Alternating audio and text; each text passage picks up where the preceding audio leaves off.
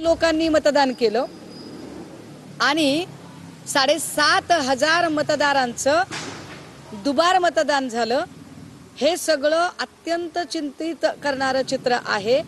यावर आत्ता महाविकास आघाडीचा जो काही मोर्चा झाला त्या मोर्चामध्ये म्हणजे सातत्याने जेव्हा म्हटलं जात होतं की तुमच्याकडे पुरावे आहेत का तेव्हा मनसे प्रमुखांनी गाडीभर पुरावे त्याचे दिले।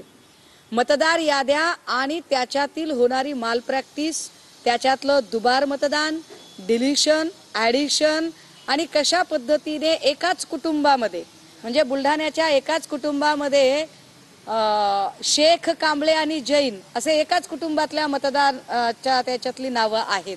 हे सगळं जर चित्र बघितलं तर भयंकर आहे। याच्यावर कुठलंही स्पष्टीकरण न देता, यावर काहीही न बोलता तडकाफडकी अचानक निवडणूक आयोगाने समोर येणं आणि आम्ही आता आचारसंहिता जाहीर करत आहोत म्हणणं, मला वाटतं हे वास्तवापासून पळ काढणं आहे, सत्यापासून तोंड लपवणं आहे। निवडणूक आयोग सत्याला सामोरे जाण्याची हिम्मत ठेवत नाही।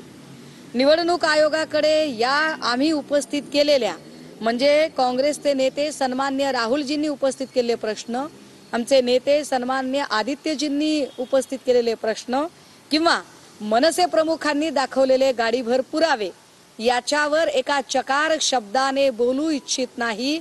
याचे दोनच अर्थ होऊ शकतात।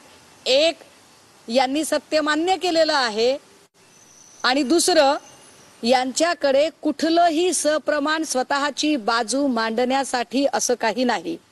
त्यामुळे हे आता स्पष्ट आहे की विधानसभेच्या निवडणुकीतून निर्माण झालेलं सरकार हे मतचोरीतून निर्माण झालेलं सरकार आहे। त्यामुळे हे सरकार चोर सरकार आहे। अशा चोर सरकारच्या अगदी म्हणजे वळचणीला गेलेला निवडणूक आयोग त्याने कुठलीही शहानिशा किंवा कुठलीही या संबंधाची स्पष्टीकरण न देता आज अशी तडकाफडकी आचारसंहिता जाहीर करणं, जेव्हा की आम्ही महाविकास आघाडी म्हणून म्हणतोय, सगळे पक्ष सांगताहेत की तुम्ही 7 वर्ष निवडणुका लांबवल्या, तुमच्या सोयीने एक महिना तुम्ही काढला, तुमच्या सोयीने तुम्ही एक वर्ष वाढवलं।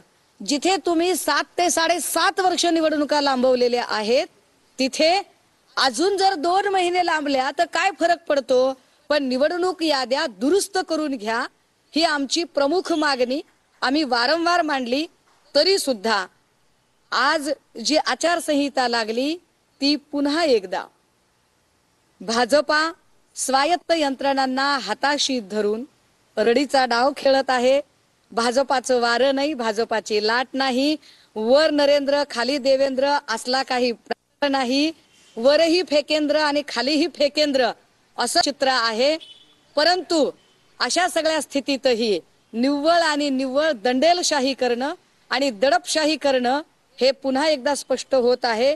पण तरी सुद्धा आज जी निवडणूक आयोगाने जी पत्रकार परिषद घेऊन आचारसंहिता जाहीर करू पाहिलेली आहे, यावर नेमकी भूमिका काय घ्यायची या संबंधाने आम्ही आज सायंकाळी 4 वाजेपर्यंत आमची पक्ष म्हणून असणारी अधिकृत भूमिका अधिक स्पष्टपणे आणि अधिक प्रखरपणे निश्चितपणे मांडू। परवाच्या मोर्चाचा धसका घेतलाय का या सगळ्या अजिंक्य मोबाईल आणि हे सगळं निवडणुकीची घाई का केली मग आज आचारसंहिता? हे तर उघड आहे की निवडणूक आयोगाने धसका घेतलेला आहे। हे तर उघड आहे की निवडणूक आयोगाकडे कुठल्याही प्रश्नाचं उत्तर नाहीये। ज्या पद्धतीने निवडणूक आयोग एक पळ काढण्याची भूमिका घेत आहे, आम्ही विक्रोळीचं उदाहरण दिलं, आम्ही वरळीचं उदाहरण दिलं। मला वाटतंय वरळीला तर एका वृत्तवाहिनीने जाऊन रियालिटी चेक केला आणि रियालिटी चेक करून एकाच कुटुंबात किती मतदान आहे तेही बघितलं। बुलढाण्यातली आपल्यासोबत सचिन सावंत फोन